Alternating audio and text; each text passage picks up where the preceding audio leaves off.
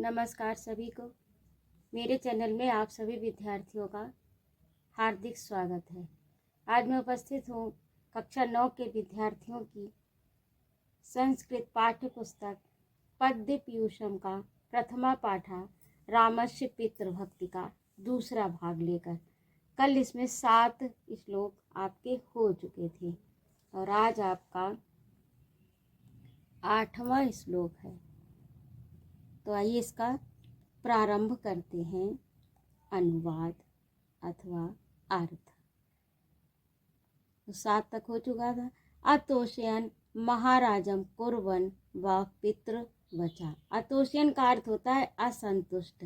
महाराज को असंतुष्ट करके वह पितर वचन उनके पिता के यानी अपने राजा दशरथ के लिए कह रहे हैं भगवान राम कि पिता को महाराज दशरथ को महाराज को असंतुष्ट करके वह उनके पिता के वचन को न मानकर मुहूर्तम अपि यानी एक मुहूर्त भर भी, एक मुहूर्त होता है दो घड़ी का, तो मुहूर्तमपि यानी एक मुहूर्त भर भी नेक्षम इच्छा नहीं है जीवित रहने की।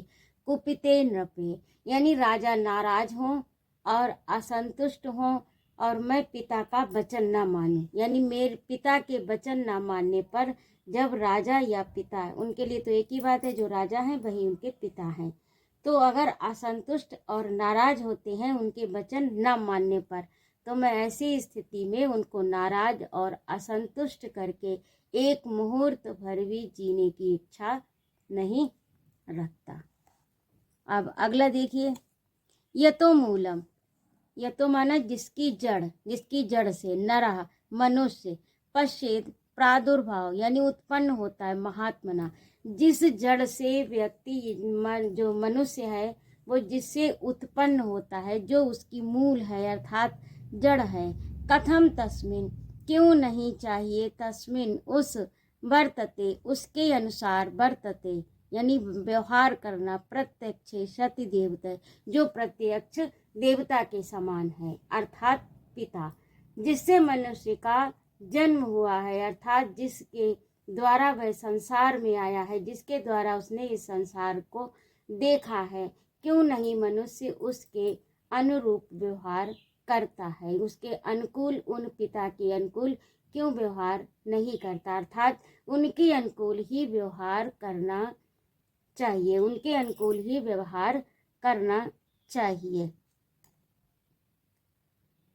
प्रत्यक्ष सती देवते जो देवता के समान है, यानी पिता जो है वो किसका ऐसा है, देवता के समान है। देवता के समान पिता रूपी जड़ के द्वारा ही हमने इस संसार को देखा है, अर्थात मनुष्य का जन्म हुआ है या मनुष्य उत्पन्न हुआ है। उस मनुष्य को अपने पिता, देवतुल्य पिता के साथ अनुकूल व्यवहार ही करना चाहिए। ये आपका 9 का पूरा हुआ। अब 10 का देखिए, एवं उक्ता तू कैकेयी राघवेण महात्मना उवाचेत इदम सुनिर्लज्जा दृष्टमात्म हितम बचा। एवं मुक्ता यानी यह उक्ता माने कहकर तू इस प्रकार, कैकेयी राघवेण राघव भगवान राम के लिए कहा गया, महात्मना महान राम, उवाच माने कहा, इदम यह सुनिर्लज्जा यानी निर्लज्ज, धृष्ट आत्महित, धृष्टम अलग करिए और आत्महितम अलग करिए, तो आत्महितम यानी अपने हित की चाहना रखने वाला, दृष्टम यानी दुष्ट, बचा वचन।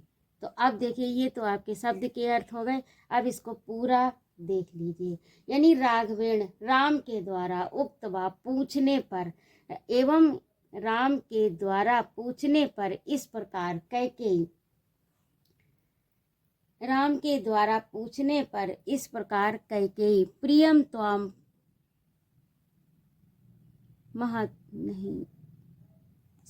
आगे बढ़ गई थी, अगला वाला पहुंच गई। एवं मुक्ता तू कैकेयी, फिर से देख लीजिए, चलिए कोई बात नहीं, हो जाता है, यहाँ तक रहना चाहिए था और मैंने यहाँ तक पढ़ दिया। चलिए आगे फिर से पुनः देखिए, एवं मुक्त्वा यानी आपको शब्द का तो अर्थ स्पष्ट हो ही चुका है और केवल आपको अर्थ देखना है।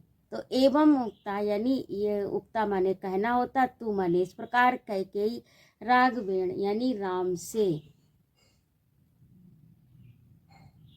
महात्मना महात्मना कहा गया है राघव राम के लिए। उवाच इदम सुनिर्लज्जा दृष्टा आत्महितम बचा। महान पुरुष राम के द्वारा पूछे जाने पर निर्लज्ज कैकेयी ने दृढ़ता के साथ अपने हित के वचन कहे। आत्महितम यानी अपने हित के वच माने वचन कहे। एवं मुक्ता राम के द्वारा पूछे जाने पर कैकेयी निर्लज्ज कैकेयी ने धृष्टता के साथ अपने हित के वचन कहे। तो आपको स्पष्ट हो गया होगा। मैं सोचती हूँ कि आपको एक एक शब्द का अर्थ सही से आ जाए, तो थोड़ा सा टाइम लगता है और बाकी इधर उधर भी हो जाते हैं। तो कृपया थोड़ा समझने का प्रयास करिए, और यदि आपको इस तरह से ना सही लग रहा हो तो फिर मैं केवल 2 शब्द में ही, 2 सेंटेंस में ही, 2 वाक्यों में ही आपका अर्थ पूरा कर दूँ। आप मेरे कमेंट बॉक्स में लिखिएगा कि आपको किस तरह से पढ़ना अच्छा लगेगा। अब 11वां देखिए, प्रियम त्वा प्रियम वक्तुम वाणी नास्य प्रवर्तते तादवश्यम त्वा कार्यम यद ने न श्रुतम मम। प्रियम प्रिय प्यारे, त्वम माने तुम प्यारे, और त्वम माने तुमको, अप्रिय त्वम अप्रियम वक्तुम अप्रिय वचन, वाणी नास्य प्रवर्तते नहीं बोल पा रहे हैं। हे राम तुम प्रिय हो, और कैकेयी जो तुम जैसे प्रिय पुत्र को वो अप्रिय वाणी नहीं बोल पा रहे हैं, यानी ना बोलने में असमर्थ हैं। तुम जैसे प्रिय पुत्र को अप्रिय वाणी बोलने में वे असमर्थ हैं। तद अवश्यम इसीलिए तुम्हें अवश्य ही तुम्हारे द्वारा कार्य किया जाना चाहिए, कर्तव्य होना चाहिए। यदि नाश्रुतम मम जो उन्होंने मेरे लिए प्रतिज्ञा की है, जो उन्होंने मेरे लिए प्रतिज्ञा की है उसका पालन तुम्हारे द्वारा निश्चय ही होना चाहिए। अब इसका पूरा अर्थ देखिए। कैकेयी राम से कहती हैं कि हे राम तुम जैसे प्रिय पुत्र को कोई अप्रिय बात कहने के लिए ये जो है वाणी से बोलने में, यानी इनका अर्थ यहाँ पर राजा दशरथ से है।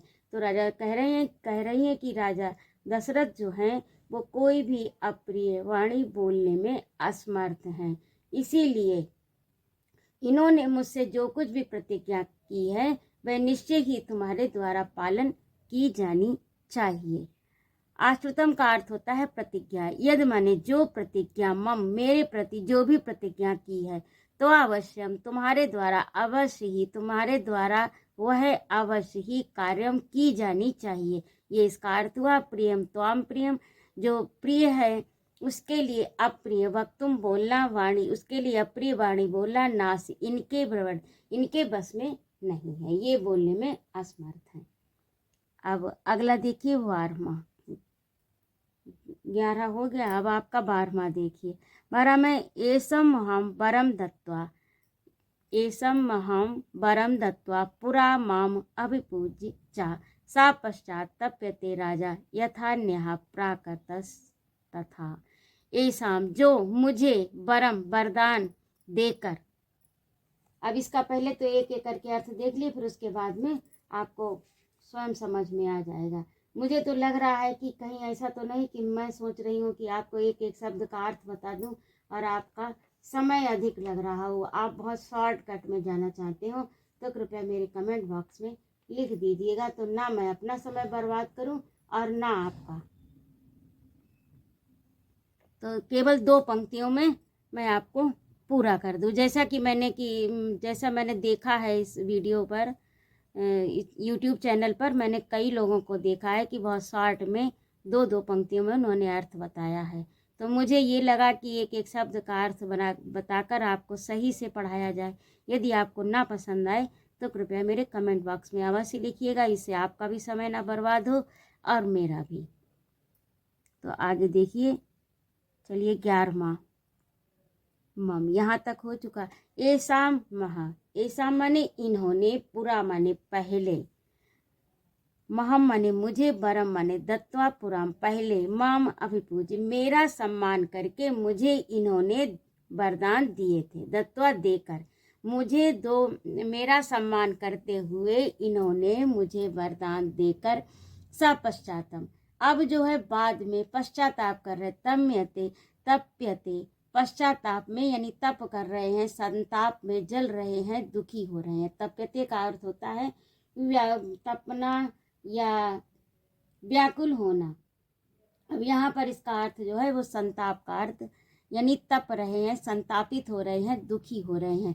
राजा यथा न्याय प्राकृतस्तथा, यानी किसके समान, प्राकृतिक मनुष्यों की भांति अब ये दुखी हो रहे हैं। इन्होंने मुझे पहले 2 वरदान देकर अब ये दुखी हो रहे हैं, उस पश्चाताप में जल रहे हैं, प्राकृतिक मनुष्यों की भांति।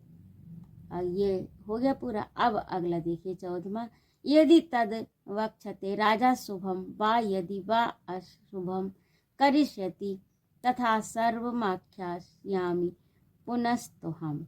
यदि वक्षते, अब वक्षते का अर्थ होता है कहना चाहते हैं, तू माने इस प्रकार, इस प्रकार ये कहना चाहते हैं। क्या कहना चाहते हैं? राजा शुभम, शुभ हो, वा यदि अशुभम, शुभ हो अथवा अशुभ हो, ये राजा जो राजा कहना चाहते हैं, करिष्यसि वो तुमको करना होगा, तथा उसे सर्व आख्यास्यामि यानी उस पूरे आख्यान को, उस पूरी बात को मैं तुम्हें बता दूंगी, पुनस्तुम बाद में मैं तुम्हें बता दूंगी। चाहे वो शुभ हो अथवा अशुभ हो, जो ये कहना चाहते हैं वो तुमको करना है, और क्या करना है ये तुम्हें मैं बाद में बता दूंगी। तो ये आपका इस तरह से 13वीं हो गया।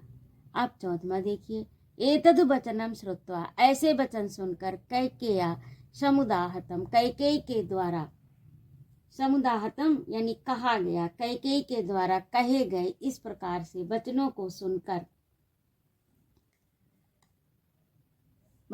सुनकर उवाच बोले, व्यथितो रामस्ताम, व्यथित राम यानी दुखी राम, देवी नृप सन्निध्यो, राजा के पास बैठी देवी कैकेयी के समीप बोले। क्या बोले?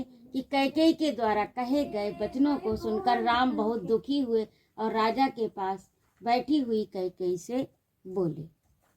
तो इस प्रकार से ये आपका आज का अंक यहीं तक। अगले शेष जो भी आपके श्लोक बचे हैं उन्हें मैं अगले अंक में लेकर उपस्थित होती हूँ।